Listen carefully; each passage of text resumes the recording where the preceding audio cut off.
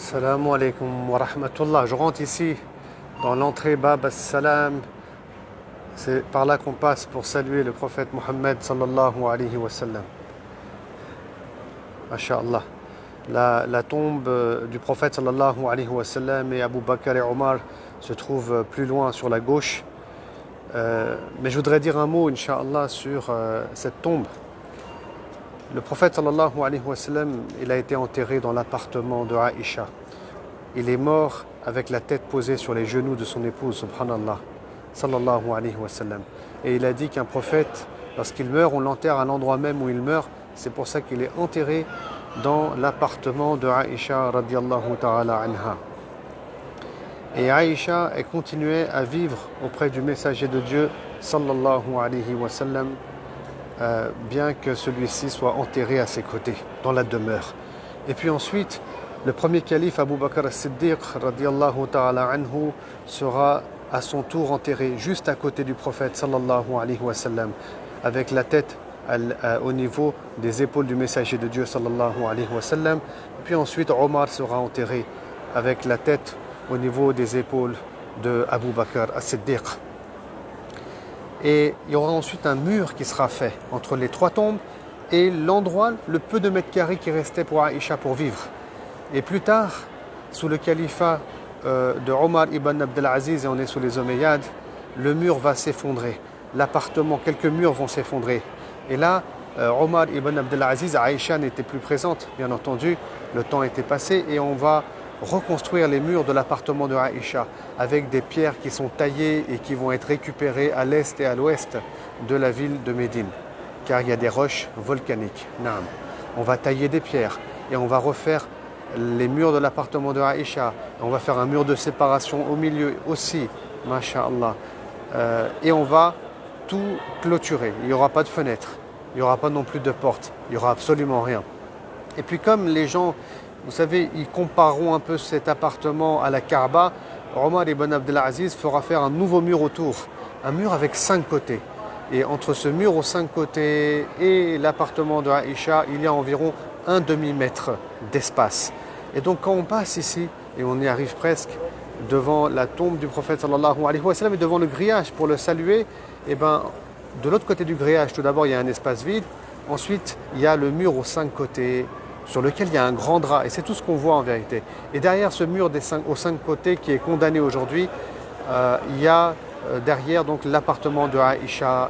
Et l'imam As-Samhoudi dit dans son livre Al-Wafa bil-Wafa, et là il y a des siècles et des siècles en arrière, qu'un jour ce mur s'est fissuré et il a eu l'occasion de rentrer, et à l'intérieur, la terre s'est rabaissée de 60 cm environ, il n'y a pas de poussière, il n'y a rien, elle est un peu rouge la terre, rougeâtre. Voilà donc les informations qu'on a. Naam. Quant au grillage autour, il a été mis en place par le sultan Mamloukite Qait Bey, qui a fait faire donc ce magnifique grillage qui va protéger les lieux en réalité. Et ça, il l'a fait faire suite à un incendie important qui a eu lieu dans la mosquée de Médine environ vers le 8e siècle. Et pour terminer, on a aussi du plomb qui a été coulé autour du mur aux 5 côtés. Et ça, c'est à l'époque du sultan Nuruddin Zanki, car on avait 2 chrétiens ici, et c'était les croisades qui ont voulu faire un tunnel.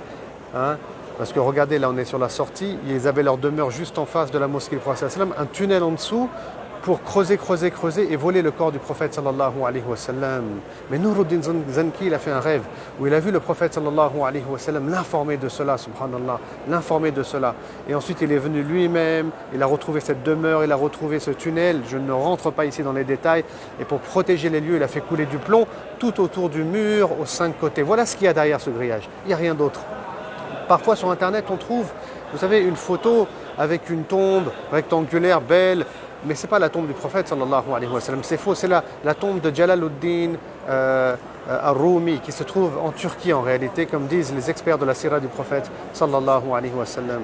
Qu'Allah subhanahu wa ta'ala nous prenne en miséricorde. C'était important pour moi de faire cette vidéo pour expliquer ce qu'il y a derrière ce mur, derrière ce grillage, lorsqu'on vient saluer le prophète sallallahu alayhi wa sallam. Les gens, ils ont des fausses pensées, des fausses imaginations, et c'est au-dessus aussi de l'appartement de Aïcha, que se trouve la coupole verte qui a été aussi construite fut un temps, qui était en cuivre, qui a été blanche, puis bleue et qui aujourd'hui est verte depuis l'époque des Ottomans. Voilà donc ici la grille. Et c'est là, regardez ici, qui est marqué le nom du prophète sallallahu alayhi wa sallam et qu'on salue. Avant, il y a un grillage ici, il n'y a rien. Il n'y a rien ici du tout. Hein. Regardez, là c'est la mosquée. Là c'est l'espace qu'il y a entre la mosquée et l'appartement de Aïcha. Vous voyez, donc c'est ici, il y a son nom au prophète sallallahu alayhi wa sallam, qu'il est enterré un peu plus loin derrière, bien entendu, comme j'ai dit dans l'appartement. Salamu alayka ya Rasulallah. Et là, c'est la tombe d'Abu Bakr as-Siddiq, et c'est bien mentionné par écrit aussi. Salamu alayka ya Abu Bakr. Et la tombe de Omar ibn al-Khattab. Salamu alayka ya Omar. Et là, il n'y a rien après, bien entendu. L'endroit où je me trouve actuellement, où je suis en train de filmer et saluer, c'est l'endroit où vivait Hafsa, radiyallahu anha, l'épouse aussi du prophète sallallahu alayhi wa sallam. Et là, je vais vers la sortie de Babus Salam. C'est là que se trouvait aussi, à ce niveau-là, au niveau de la sortie, l'appartement de Othman ibn Affan, radiyallahu ta'ala anhu. Ici, à ce niveau-là, j'ai dit qu'il n'y avait rien. Hein. Donc là, je reviens en arrière. On a les tombes. Et ici, il y avait l'appartement de Saouda, radiyallahu ta'ala anha, autre épouse du prophète sallallahu alayhi wa sallam. Shukran jazilan, barakallahu fikum. Qu'Allah subhanahu wa ta'ala nous invite à la Mecque, nous invite dans la cité du prophète Mohammed sallallahu alayhi wa sallam. Assalamu alaikum wa rahmatullah.